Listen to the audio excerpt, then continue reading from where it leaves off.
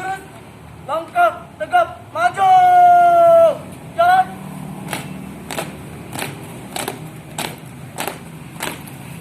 Belok kiri. Jalan.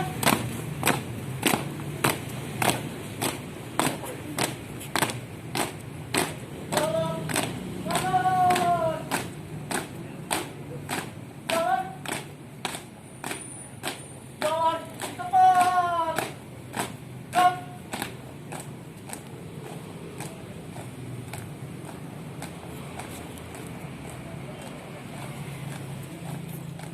Stop. Formasi. Jalan.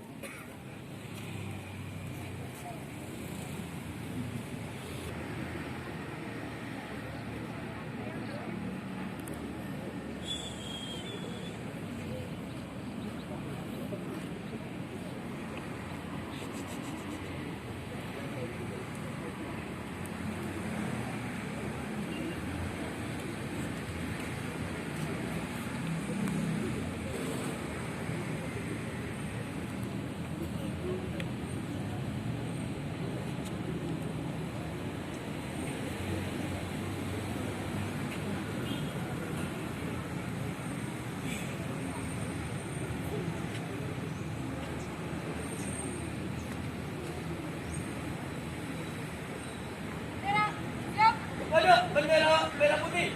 Hormat.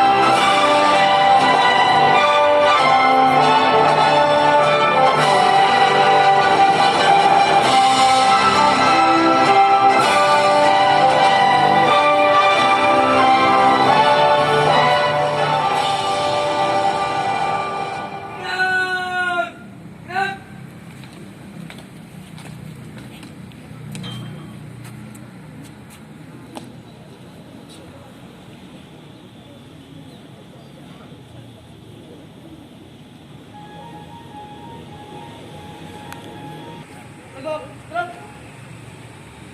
Jalan di tempat, gerak. Untuk formasi. Jalan.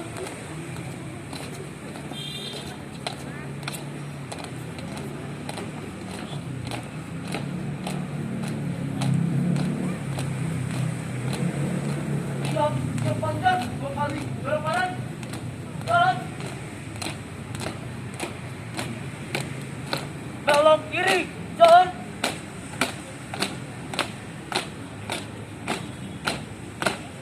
Belok kanan, jalan.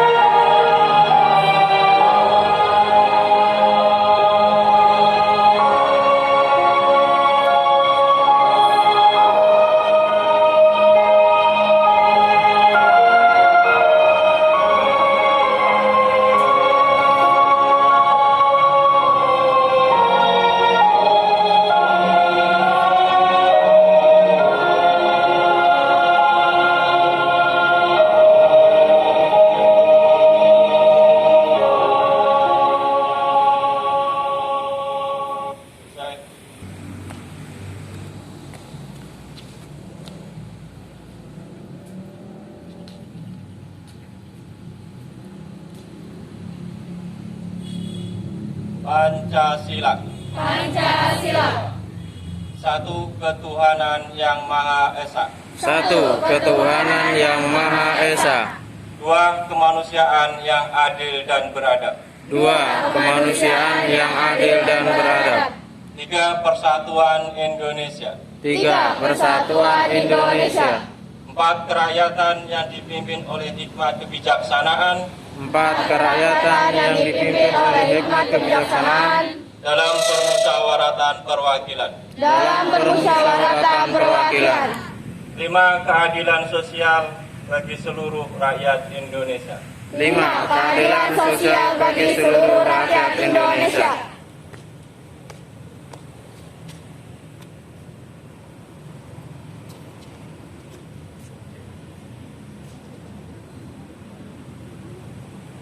Pembacaan Naskah Undang-Undang Dasar Negara Republik Indonesia tahun 1945.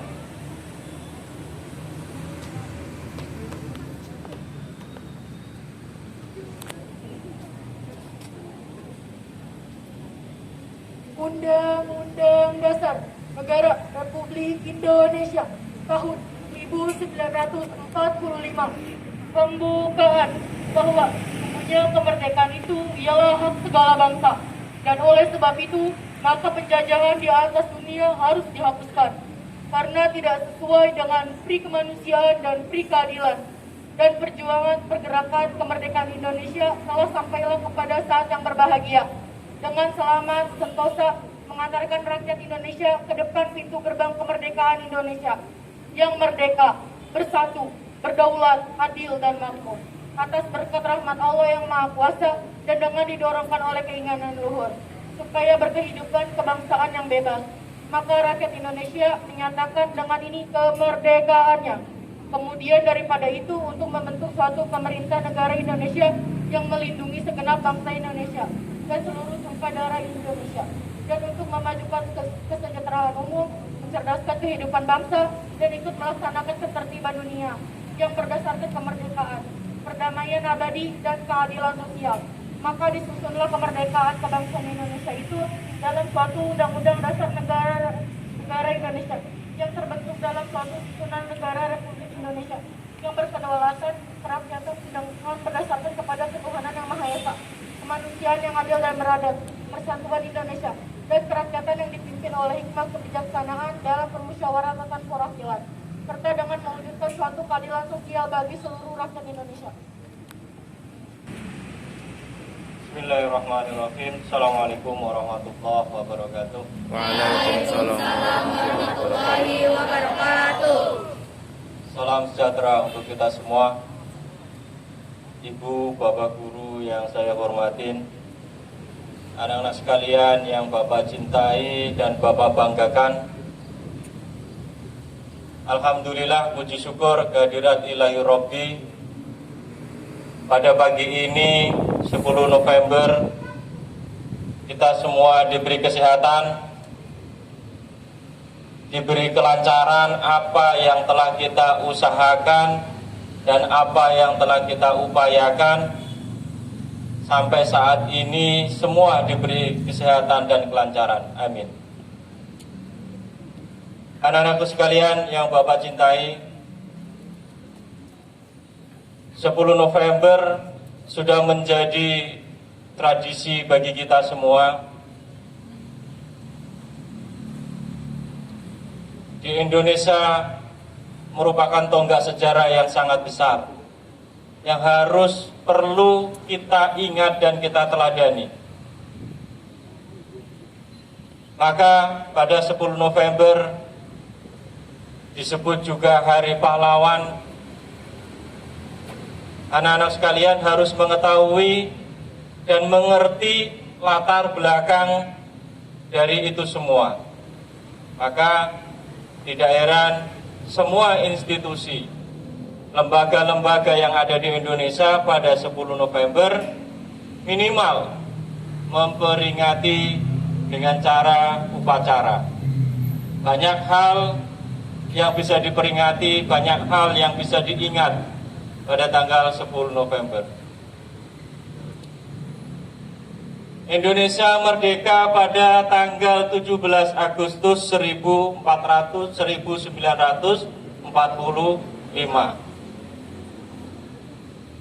Kemerdekaan itu bukan hal yang mudah untuk diraih. Setelah kemerdekaan itu diucapkan,